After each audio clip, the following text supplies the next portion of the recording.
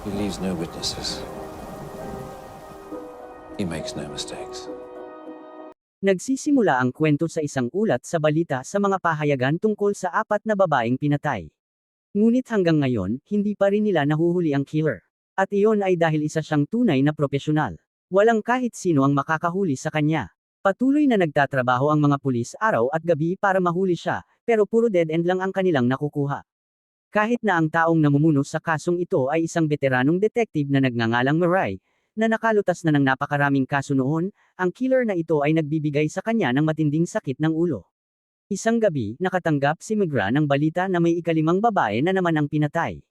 Kaya agad siyang pumunta sa crime scene, at doon niya nakita ang isang babaeng pinatay sa eksaktong parehong paraan tulad ng naunang 4. May saksak sa leeg, isa pa sa dibdib, at ang kanyang mga damit ay tila punit-punit, ngunit walang naganap na pang-aabuso, at walang anumang ninakaw.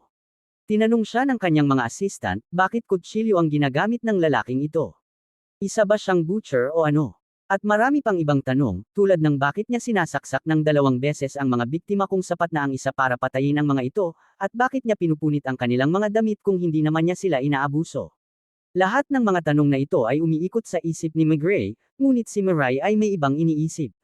Mga bagay na para sa kanya ay mas mahalaga batay sa kanyang pananaw. Samantala, binisita ni M. Gray ang pamilya ng pinakahuling biktima. Lumabas na siya ay may asawa at may 5 anak, kabilang ang isang sanggol na kamakailan lang niyang ipinanganak.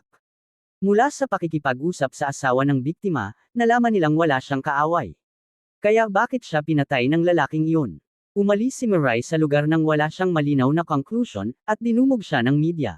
Ngunit dumaan lamang si Migre sa kanila ng kalmado, pumasok sa kanyang opisina, at hindi pinansin ang lahat ng kanilang sinasabi.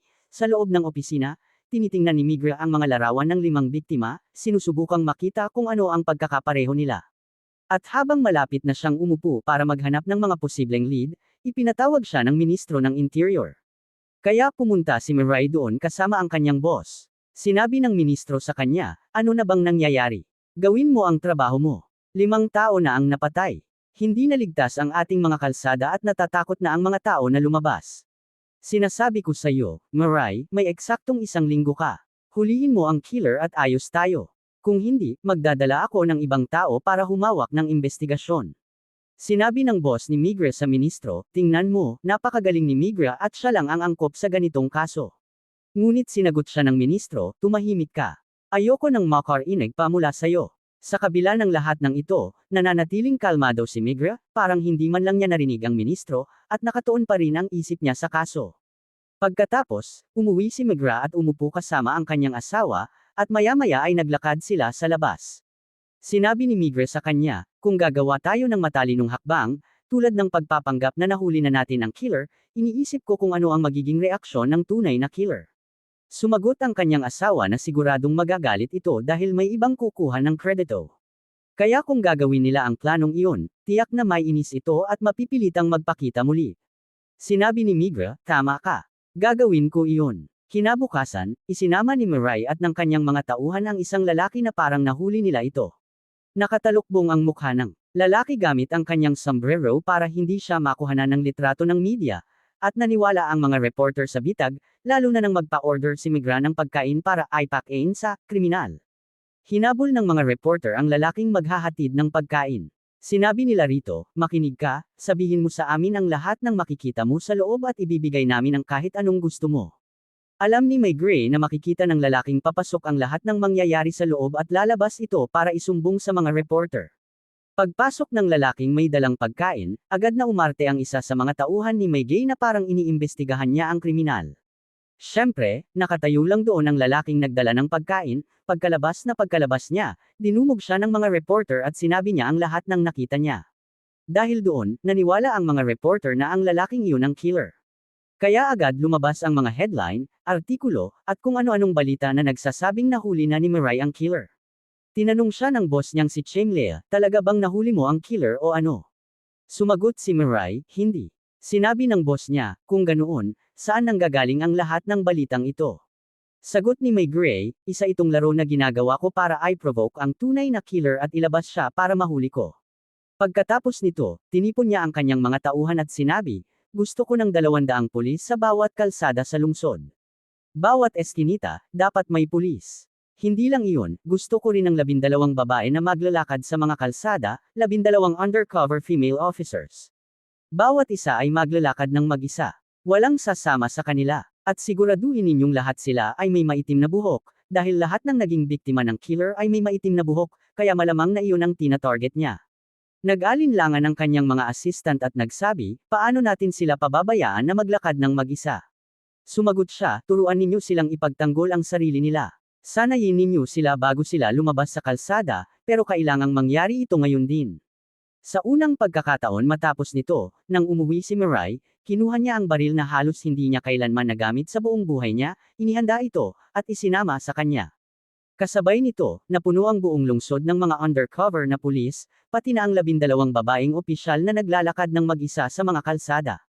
At gaya ng inaasahan, may isang babaeng opisyal ang nakaramdam na parang may nagmamasid at sumusunod sa kanya. Tama ang kanyang kutob. Lumapit ang killer mula sa likuran at sinubukan siyang patayin. Ngunit dahil mahusay siyang sinanay sa self-defense, nakasigaw siya at nakipaglaban hanggang dumating ang tulong, at siya ay nakaligtas. Samantala, agad na tumakas ang killer at hinabol siya ng isang pulis. Ngunit matapos ang mahabang habulan, nagawa ng killer na makatakas at mawala sa paningin ng pulis. Kinuha ni Meg Ray ang babaeng opisyal na inatake at kinausap ito upang kunin ang kanyang salaysay. Tinanong niya kung nakita ba nito ang killer. Sinabi ng opisyal na sandali lamang niya itong nasal ayan. Ayon sa kanya, payat ang killer at marahil ay may kayumangging buhok. May hawak din itong manipis na kutsilyo. Nabanggit din niya na habang ipinaglalaban niya ang kanyang buhay, nagawa niyang mapunit ang isang bahagi ng suot nitong suit.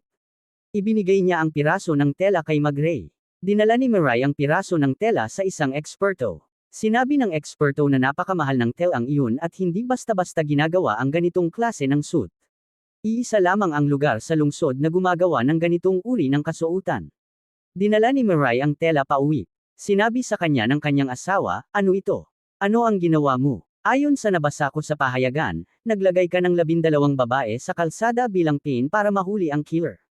Isinasakripisyo mo. Kami. Sumagot si Mirai, oo, naglalagay ako ng mga babae sa labas. Ngunit nanatiling galit ang kanyang asawa, dahil pakiramdam nito ay isinasakripisyo sila. Agad niyang ipinadala ang piraso ng tela mula sa suit ng killer sa tailor sa pamamagitan ng isa niyang assistant. Tiningnan ng may-ari ang tela at sinabi, oo, nakagawa ako ng 7 suit gamit ang telang ito. 4 sa mga may-ari ay nakatira sa labas ng lungsod at 3 naman ang nandito. Hiningi ng detective ang description ng 3 iyon, at ibinigay ng may-ari ang kanilang mga detalye. Sa sandaling iyon, napagtanto ng detective na isa sa kanila ang tumutugma sa description. Kinuha niya ang address mula sa may-ari ng tindahan at agad na tinawagan si Mirai. Pumunta si Mirai sa address, at lumabas na ang may-ari ng lugar ay isang napakayamang tao, dahil pa lang sa bahay ay halatang sobrang yaman. Nang pumasok si Mary at ang kanyang assistant, nakilala nila ang asawa ng sospek. Tinanong nila kung nasaan ang lalaki, at sinabi nitong natutulog ito. Sinabi ni Mirai, ayos, gisingin mo siya. Kaya pumunta ang asawa at ginaisang ang lalaki. Nang lumabas ito, nakangiti siya at mukhang napakarelax. Sinagot niya ang bawat tanong nila ng normal, gaya ng, nasaan ka kagabi? Sumagot siya, nasa trabaho ako. Tinanong nila kung ano ang trabaho niya, at sinabi niyang, interior designer. Sinabi ni Mi, nasaan ang suit na suot mo kahapon? Sagot ng lalaki, sandali lang, kukunin ko. Nang dalhin niya ang suit, nakita ni Mirai na maayos ito, walang kahit anong sira o gasgas. Sinabi ni Mirai, pwede ko bang tingnan ang closet mo mismo? Sumagot ang lalaki, oo naman, walang problema. Pumunta sina Mirai at ang kanyang assistant sa closet para suriin ang lahat. Tiningnan ng assistant ang lahat ng suit ngunit hindi niya makita ang hinahanap nila. Kaya sinabi ni Mirai sa lalaki, tingnan mo, pumunta kami sa iyong tailor at sinabi niya sa amin na mayroon kang suit na gawa sa eksaktong telang ito. Sumagot ang lalaki, tama ka. Ang suit na tinutukoy mo ay nasunog 1 linggo na ang nakalipas ng hindi sinasadya. Nahulugan ko ito ng sigarilyo, kaya ibinigay ko na lang ito sa isang pulubi. Sinabi ni Mirai, ibinigay mo ito sa isang pulubi 1 linggo na ang nakalipas. Sagot ng lalaki, oo. Sinabi ni Mirai, sige, pwede mo bang tawagin ang iyong kasambahay? Kaya tinawag niya ito. Tinanong ni Mirai ang kasambahay, narinig mo ba ang iyong amo na nagsabi na may nasunog siyang suit dahil sa sigarilyo nitong nakaraang 2 linggo? Sumagot ang kasambahay, hindi, wala po akong narinig na ganon. Sinabi ni Mi, ayos, at muling hinarap ang lalaki. Maghanda ka na, sasama ka sa amin sa istasyon. Nagtanong ang lalaki, bakit? Ano ang ginawa ko? Dinala nila siya sa istasyon. Doon, gaya ng dati, naghihintay ang mga reporter at kinukunan siya ng napakaraming litrato. Ang pangalan niya ay Munson. Dinala siya sa loob at sinimulan ang file tungkol sa kanya. Tinanong ng assistant ni Murray, sigurado ka bang siya ang killer?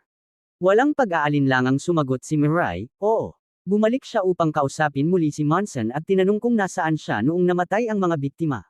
Sumagot si Munson, nasa trabaho ako, at idinagdag, isa akong abalang tao. Mali ang nahuli ninyo. Tinanong ni Mur, sino na lang ang natitira sa pamilya mo? Sumagot si Munson, ang nanay ko. Sinabi niya, magaling. Kailan ka huling bumisita sa kanya? Sagot niya, 2 o 3 araw na ang nakalipas. Nauna nang tinanong ni Murray ang asawa ni Munson tungkol dito, at sinabi ng asawa na 2 linggo na ang nakalipas ang huli nitong pagbisita. Doon napansin ni Murray ang magkasalungat na pahayag. Kaya pumunta si Murray upang bisitahin ang nanay ni Munson at tinanong siya ng maraming bagay. Halatang palaging nag-aalala ito para sa kanyang anak. Nang malaman niyang inaresto ito dahil sa pagpatay sa 5 babae, nawalan siya ng kontrol. Agad siyang nagbihis at pumunta kung nasaan si Munson. Nang makita niya ito, tumakbo siya papunta rito, niyakap at hinalikan. Sinabi niya, huwag kang mag-alala, nandito si nanay. Kukuha ako ng pinakamagagaling na abogado sa buong bansa para sa'yo. Huwag kang matakot, anak. Walang sino man ang makakagalaw sa'yo. Pagkatapos ay humarap siya kay Murray at sinabi, hindi ako sasagot ng kahit anong tanong, at ganoon din ang anak ko hanggat hindi pa dumarating ang abogado niya. Kapag nandito na siya, saka kayo magtanong hanggat gusto ninyo. Pagkatapos noon, iniwan niya sila at umalis. Hindi lang basta naupo si Murray. Kinuha niya si Munson at isinama sa line-up kasama ang 4 na iba pa. Dinala niya ang babaeng opisyal na tinangkang patayin ng killer at sinabi, tingnan mo ang 5 ito at sabihin mo kung sino ang umatake sa'yo. Isa-isa silang tiningnan ng opisyal. Napapatingin siya kay Munson, ngunit hindi siya sigurado dahil hindi niya masyadong nakita ang mukha nito noon at nakasuot pa ito ng sombrero, kaya nahirapan siyang makumpirma. Samantala, sa istasyon ng pulisya, ipinadala ng Ministro ng Interior ang isang bagong detective para kunin ang kaso. Ang detective na ito ay kumikilos na parang siya ang pinakamarunong sa lahat. Kasabay nito, natagpuan ng isa sa mga assistant ni Mugre ang suit na ibinigay sa isang pulubi, at mayroon nga itong marka ng paso mula sa sigarilyo. Dahil dito, iniisip nilang baka maling tao ang nahuli ni Murray, dahil mukhang totoo ang sinabi ni Munson. Habang nangyayari ito, kausap ni Murray si Munson tungkol sa kanyang pamilya, ang kanyang ama at ina, upang maunawaan ang kanilang relasyon. Lumabas na magulo ang sitwasyon. Una, wala siyang relasyon sa kanyang ama dahil iniwan sila nito. Pagdating naman sa kanyang ina, mahal siya nito ngunit sobra itong mapang-angkin at kontrolado ang lahat ng kanyang desisyon, maliban sa kanyang pag-aasawa. Hindi sang-ayon ang kanyang ina sa kanyang kasal. Mula nang mag-asawa si Munson, tila hinahatak siya ng kanyang asawa sa isang direksyon at ng kanyang ina sa kabilang direksyon, at siya ay naiipit sa gitna ng lahat ng pressure.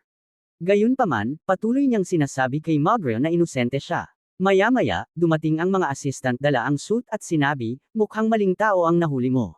Sinabi ni Murray, ibigay ninyo ang suit sa eksperto at alamin kung kailan eksaktong nangyari ang paso. Pagkatapos, pumunta siya upang kausapin ang asawa ni Munson at tingnan ang kalagayan nito. Halatang kinakabahan ang babae, ngunit patuloy niyang sinasabi na maayos ang buhay nila ng kanyang asawa. Gayunpaman, napilit siya ni Mugre na umamin na hindi pala matagumpay ang kanyang asawa sa trabaho. Tinanong siya, paano ninyo nababayaran ang upa sa apartment na ito? Sumagot siya na galing siya sa mayamang pamilya at sila ang sumasagot sa lahat. Sa oras ding iyon, hinahalughog ng assistant ni Mugre ang bahay at nakakita ng kahon na puno ng mga manipis na kutsilyo, parehong uri ng kutsilyong ginamit ng killer. Nang makita iyon ng asawa ni Munson, lalo siyang kinabahan ngunit pilit pa ring pinanatili ang kanyang composure.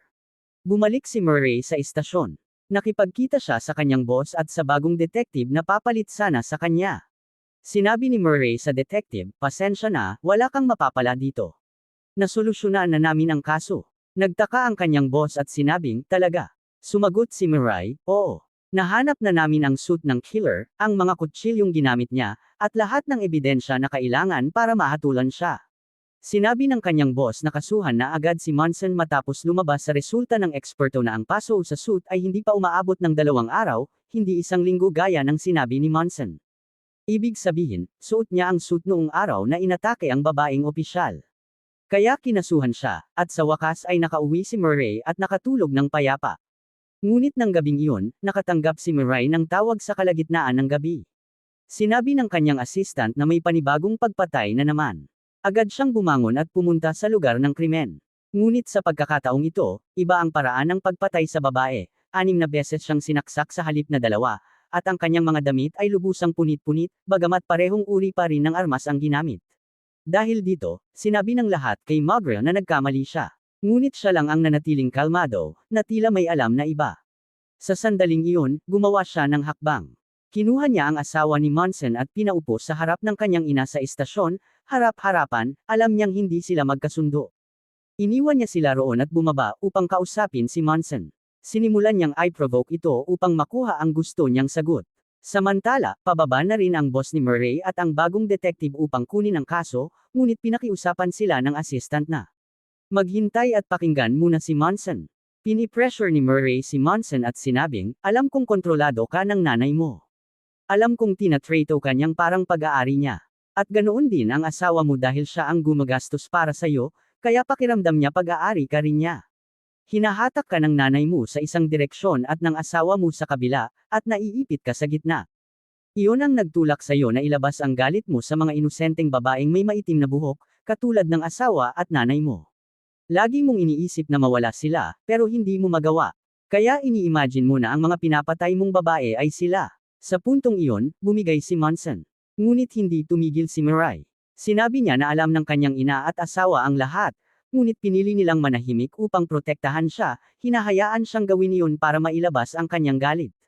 Pagkatapos, ipinatawag ni Murray ang kanyang assistant upang pababain ang ina at asawa ni Monson. Pagdating nila, may dala silang pahayagan na nagsasabing may ika-6 na babaeng pinatay habang nakakulong si Monson, ibig sabihin, hindi siya ang killer. Ngunit sinabi ni Murray, oo, hindi si Monson ang pumatay sa ika-6 na biktima, pero hindi ibig sabihin noon na hindi niya pinatay ang unang 5. At kung sino man ang pumatay sa ika-6, malamang isa sa inyo iyon para protektahan siya at lituhin kami. Tumakbo ang ina ni Monson papunta sa kanya at sinabi, ginawa ko iyon dahil mahal kita. Ngunit sumigaw si Monson, mahal mo ako. Hindi ganyan magmahal ang isang ina. Sinabi pa niyang sana ay mamatay na silang dalawa. Ngunit iginiit ng kanyang ina na siya ang pumatay sa ika-6 na biktima. Sinabi ni Murray, sigurado ka. Anong kulay ng damit niya? Sagot nito, hindi ko napansin, madilim kasi. Ngunit sinabi ni Murray na nangyari ang insidente sa ilalim ng ilaw sa kalsada, kaya maliwanag doon. Doon nagsalita ang asawa ni Monson at sinabing asul ang damit ng biktima. Lumabas na siya ang pumatay sa ika-6 na babae, hindi ang ina. Sa huli, umamin si Monson na siya ang pumatay sa unang 5 biktima dahil sa galit niya sa kanyang ina at asawa, at sa bawat pagpatay niya, pakiramdam niya ay sila ang pinapatay niya. Nangyari ang pag-amin na ito sa harap ng lahat, kabilang ang boss ni Magra at ang bagong detective. Pagkatapos nito, tinawagan ni Murray ang kanyang asawa at sinabi na nalutas na niya ang kaso sa tulong nito. Sinabi pa niya, maghanda ka ng popcorn mamaya, manunood tayo ng pelikulang Avengers. At doon nagtatapos ang kwento. Kung ngayon ka lang nakapanood at hindi ka pa nakasubscribe, mag-subscribe ka na at pindutin ang bell icon para sa mga bagong video.